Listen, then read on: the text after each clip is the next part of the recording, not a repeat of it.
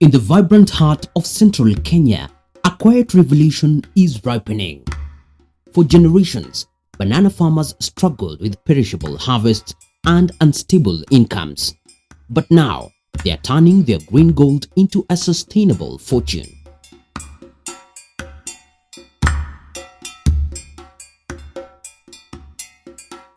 They are transforming their crops into high-value, nutritious flour, doing more than just preserving food. They are building resilient communities, boosting local economies, and fighting malnutrition.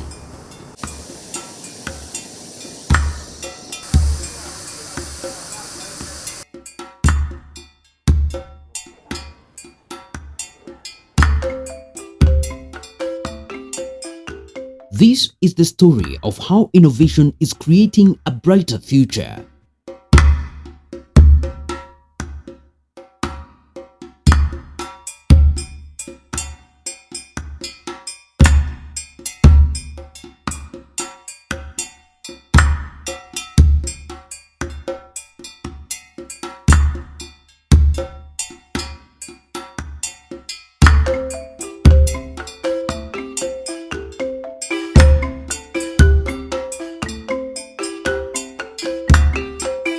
This plant started in the year 2016.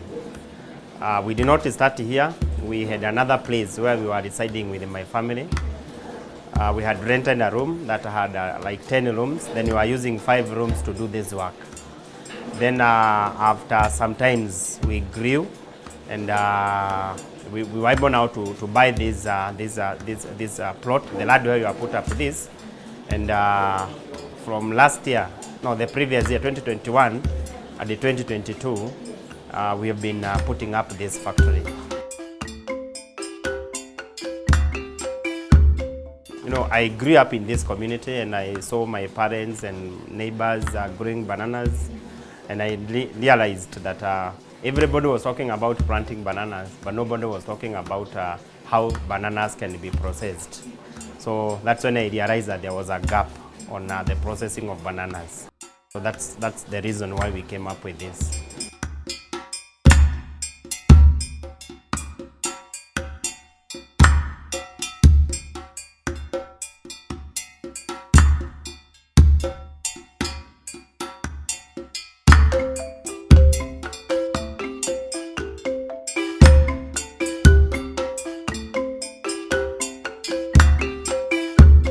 We started very small because we started with a capital of only 17,000 that we used to put up a solar dryer.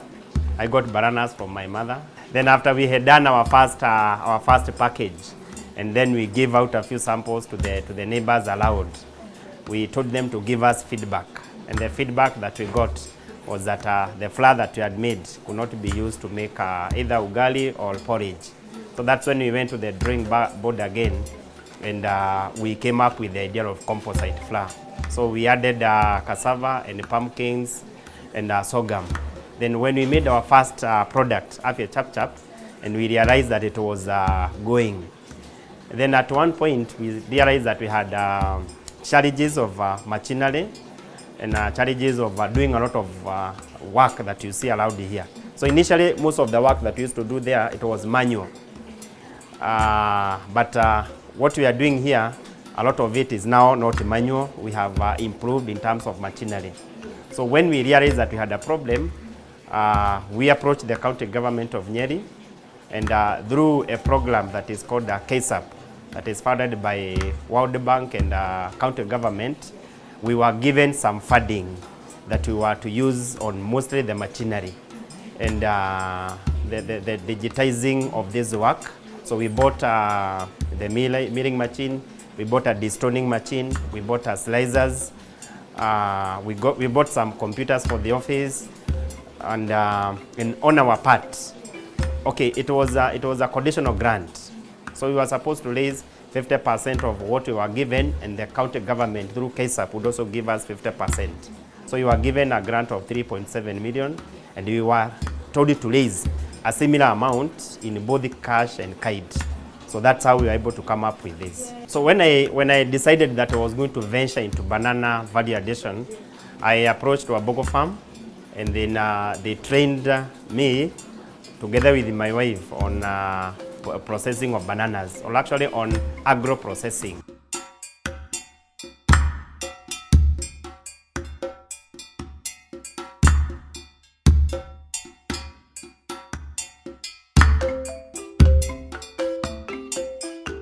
So inside the solar dryer, we spread these banana chips here so that they can dry.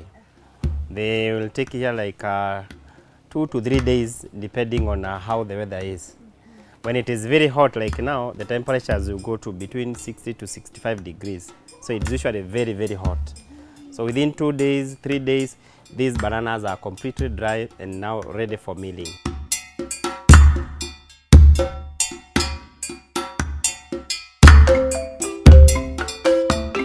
Now these ones are now completely ready. They can now be taken to the miller.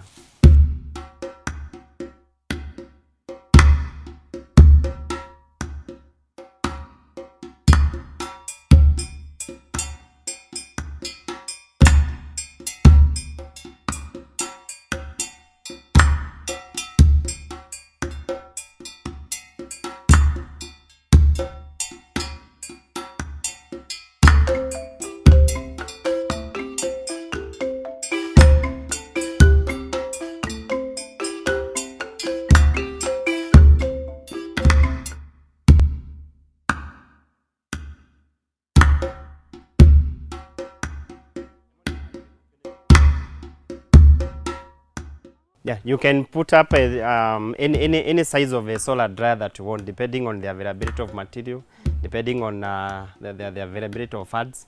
Because putting up a solar dryer like this is it's quite some money. The solar dryer is when you dry bananas in a solar dryer, it's better than when you dry them outside there, because the paper, this polythene paper that is used in making this, it is said to be UV treated. So some of the rays of the sun, they do not penetrate to the bananas. Otherwise, if they penetrated, they would destroy some of the nutrients. Yeah, so we can say that these bananas are kind of naturally dried, so to preserve the nutrients. So on the upper table, one of these benches, the upper table is supposed to carry like 50 kilograms. So that is 20 plus 30 plus 50, that's 100. So when there are 3 of them, they carry 300. Now the 3 dryers can carry to a maximum of like 1,000 kilograms. So now after we dry them, we take them now to the milling. You see the milling, the milling machine is just next here.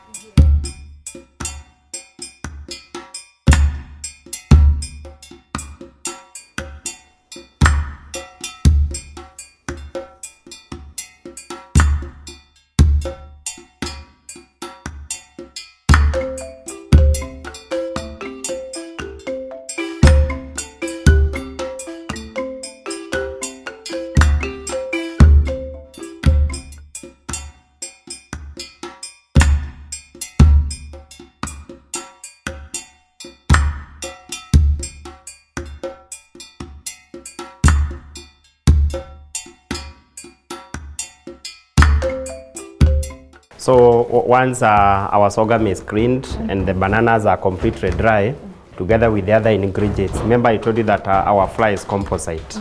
So we put all those raw materials in the miller. Then they are milled, they are put in the mixer.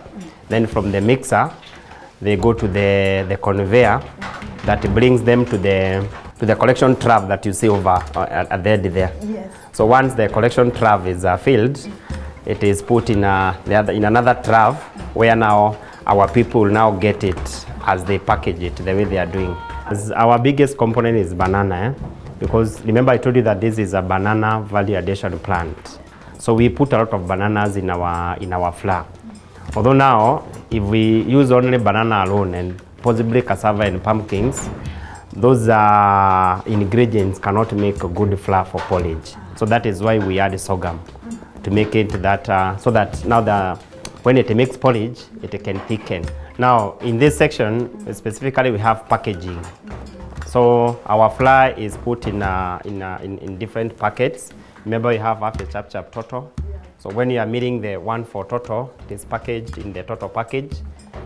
When you are milling the one for sour, it is packaged in the sour packets, and then from there we put the, you see what this one is doing. Yeah. He is putting stickers on the expiry, the manufacture date, the expiry date, and the batch number. Yes. So we need the batch number so that in case we take this flour to the supermarket and possibly at one point there are some issues, then we're able to trace. We're able to trace this flour now using the batch number. So now the whole family, it contains all the ingredients that I've talked about. We have the bananas, we have cassava, we have pumpkins, and then we have a sorghum. But then when you go now to the total one, we remove some of the cassavas. We reduce the ratio of cassavas. We increase a bit of, we put more bananas.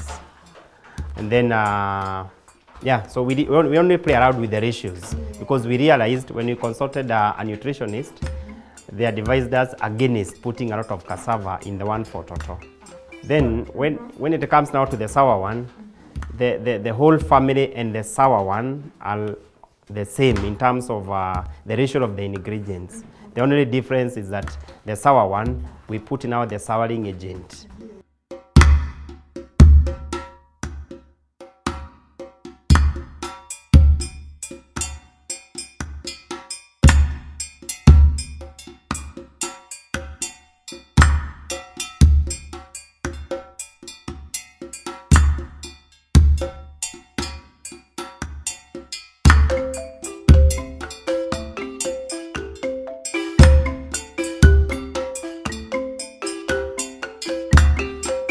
One kilogram of our flour, both all of them, Afia Chap Chap Toto, and the sour one, 1 kilogram will go at 200 shillings in the supermarkets.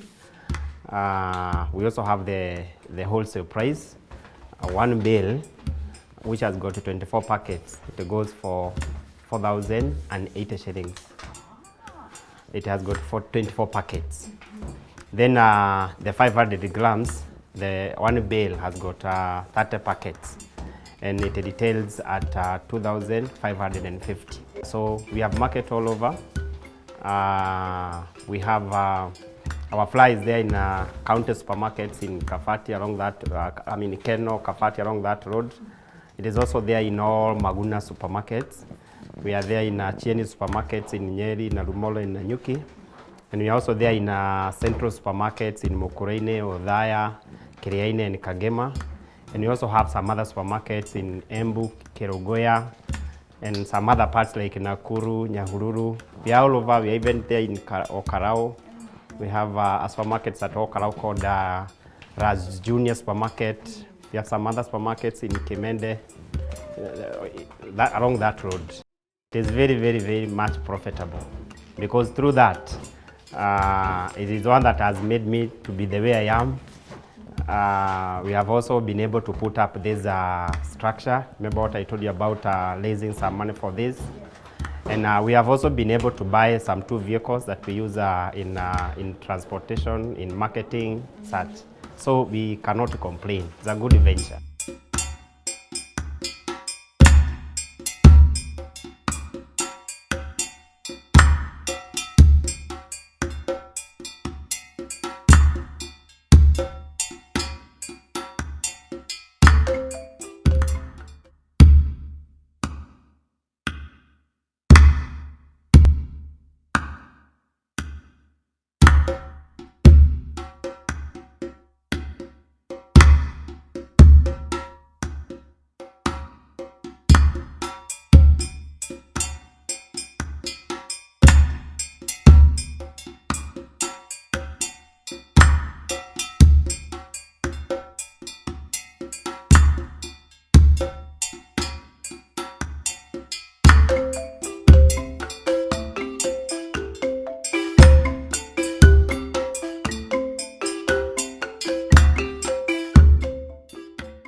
The story of Central Kenya's banana farmers offers a powerful blueprint for the future of African agriculture.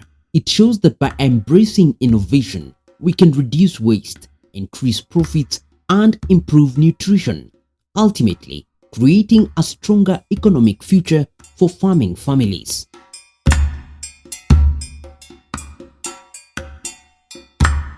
If you found this story inspiring, like this video and share it with others. To discover more stories of innovation nourishing the continent, be sure to subscribe to the African Farming Journal.